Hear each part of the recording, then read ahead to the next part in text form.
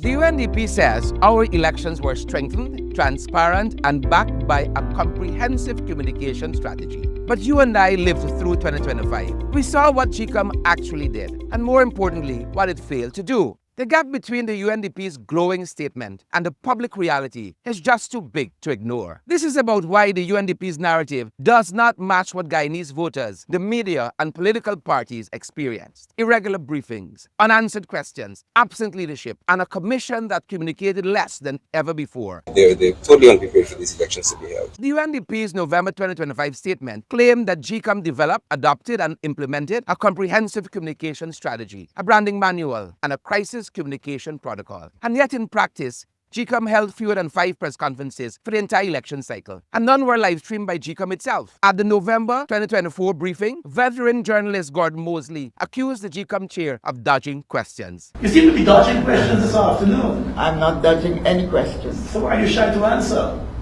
Answer what? Several press conferences were fronted only by the PRO and the chair and commissioners mostly being absent. A stakeholders meeting of June 2025 saw multiple parties complain about slow, responsive, and unresolved questions. Zero confidence. Zero is absolutely not real. They're not. The EU observation mission reported communication gap, limited accessibility, and deficiencies in transparency. And yet, the UNDP statement mentions none of these problems or offers no analysis of gaps, no remaining challenges, and no assessments of areas where GECOM underperformed. You can't have a matter that has gone 2 years unaddressed when you're saying it's on the front burner and you don't have a position.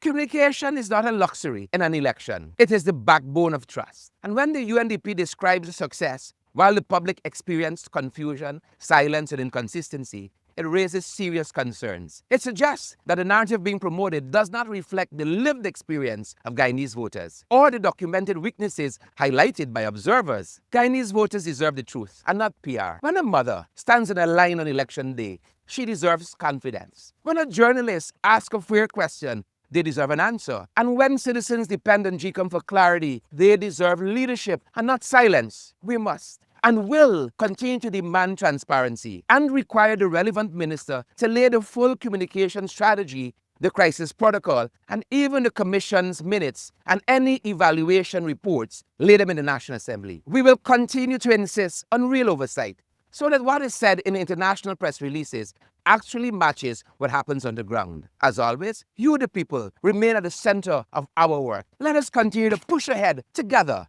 and stay connected.